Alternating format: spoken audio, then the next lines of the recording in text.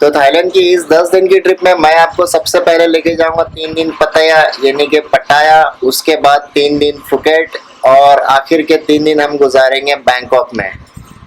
और साथ ही दूंगा आपको सारे खर्चों का हिसाब, जैसे वीज़ा,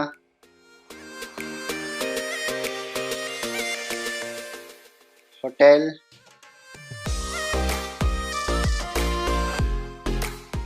फूड, सिम कार्ड, और साथ ही आपको बताऊंगा आप किस तरह से यूज़ कर सकते हैं पब्लिक ट्रांसपोर्ट।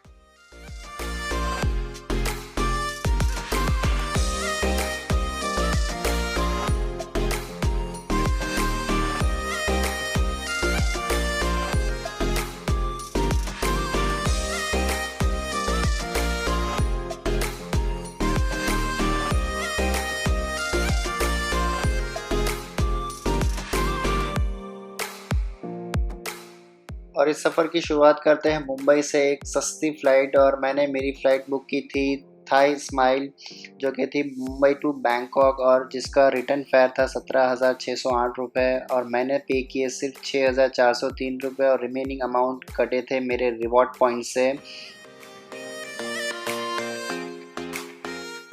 एक महीना पहले अपनी टिकट बुक करते हैं तो रिटर्न फेयर होता है 17,000 के आसपास,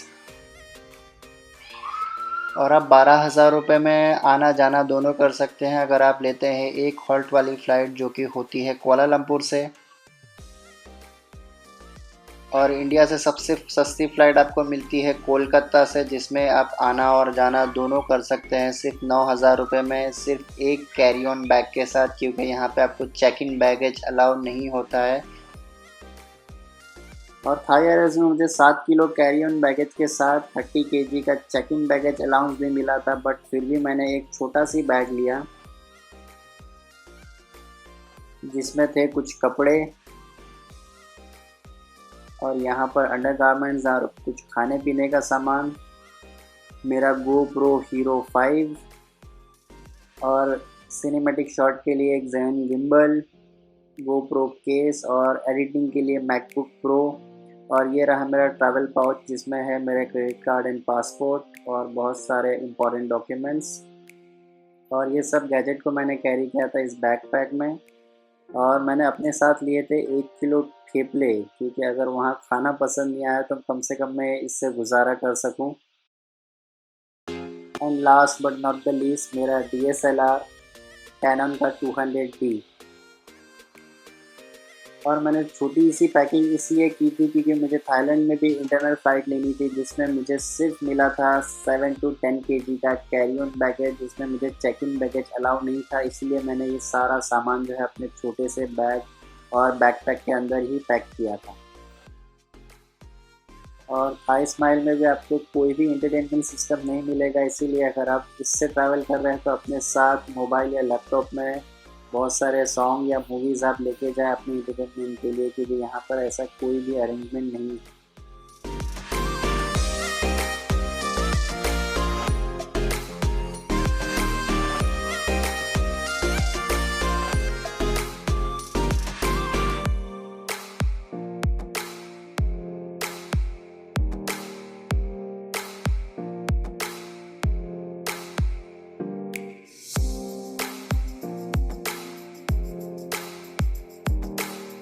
एंड अराउंड सुबह के 9 बजे मैं लैंड हुआ बैंकॉक में, और जल्दी से मुझे पहुंचना था वीज़ा ऑन अराइवल सेक्शन में।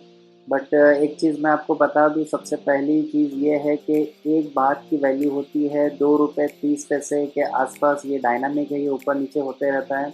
और थाईलैंड में एंटर करने के लिए कम से कम आप अगर अकेले ट्रैवल कर रहे हो तो आपके पास 10,000 बात होने चाहिए, और अगर आप फैमिली के साथ ट्रैवल कर रहे हो तो आपके पास कम से कम 20,000 बात होने चाहिए, तो ही आप थाईलैंड में एंटर कर सकते हो। बट मेरे केस में मैंने कैरी किया था सिर्फ 5,000 बात और मेरे बहुत सारे क्रेडिट कार्ड। कोई वीज़ा फ़ी नहीं पे करनी थी क्योंकि ये एग्जेम्प्टेड थी 30 अप्रैल तक। बट मेरे वहाँ रहते ही एक और न्यूज़ आई थाई एम्बेसी की तरफ से, और वो न्यूज़ ये थी कि वीज़ा फ़ी एग्जेम्प्टेड हो गई थी 30 अक्टूबर 2019 तक।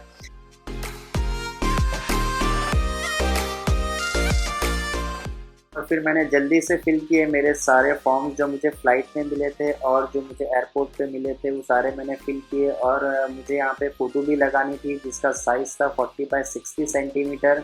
वो मैंने इसे स्टिक कर दिया इस फॉर्म पे। और अगर आप अपने साथ फ़ोटो नहीं लेकर आए इंडिया से, तो यहाँ पे आपको फ़ोटोग्राफ मिल जाएगी 200 बात, यानी कि 4 फ़ोटो के आपको यहाँ पे पे करने पड़ेंगे 200 बात, जिसकी वैल्यू होती है 450 रुपये। तो प्लीज़ अपने फ़ोटोग्राफ्स साथ में लेके आएँ, जिसकी साइज़ है 40 बाय 60 सेंटीमीटर। और अंदर जाने के बाद काफ़ी ज़्यादा रश होने की वजह से मैंने 200 बात एक्स्ट्रा देके फास्ट ट्रैक लेन से अपना वीज़ा सिर्फ 10 मिनट में पा लिया। ट्रैवल के लिए सबसे पहले आपके डॉक्यूमेंट्स वेरीफाई होते हैं, जिसमें होती है आपकी रिटर्न टिकट, थाईलैंड में आपकी पहली रात की होटल बुकिंग, और साथ ही में 10,000 बात।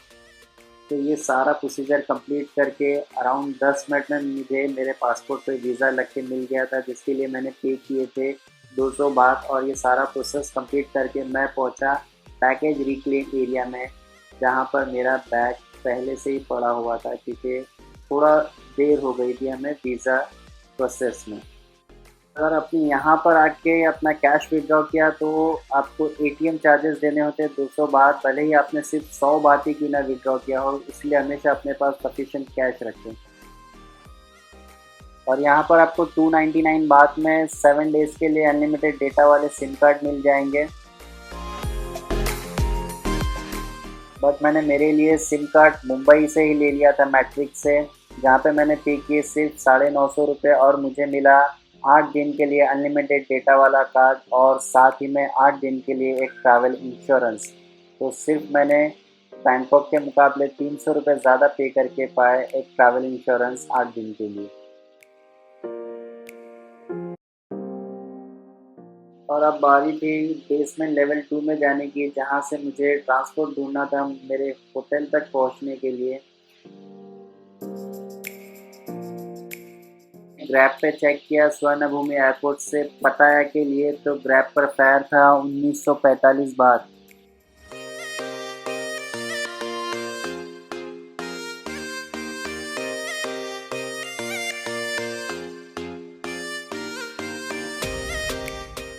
तो इसीलिए मैंने डिसाइड किया कि मैं एक फुल्ली एयर कंडीशन कंफर्टेबल बस लेके जाऊंगा सिर्फ 120 बात में स्वर्णभूमि एयरपोर्ट से पटाया सिटी के लिए।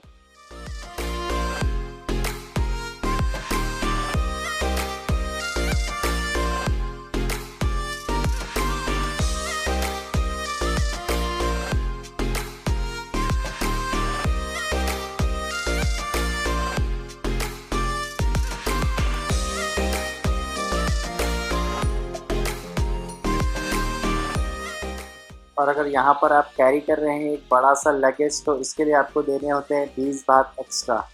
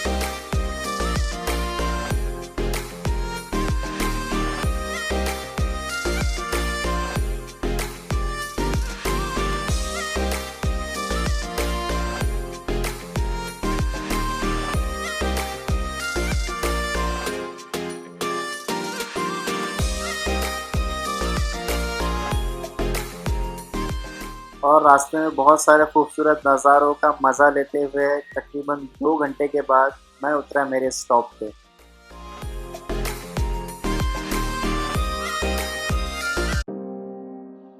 और पटाया उतर के हमारा स्वागत पानी से किया गया, क्योंकि जब मैं पहुंचा उस वक्त था सोंगकरन, और ये एक वाटर फेस्टिवल होता है, आप इसे थाईलैंड का न्यू ईयर भी कह सकते हैं।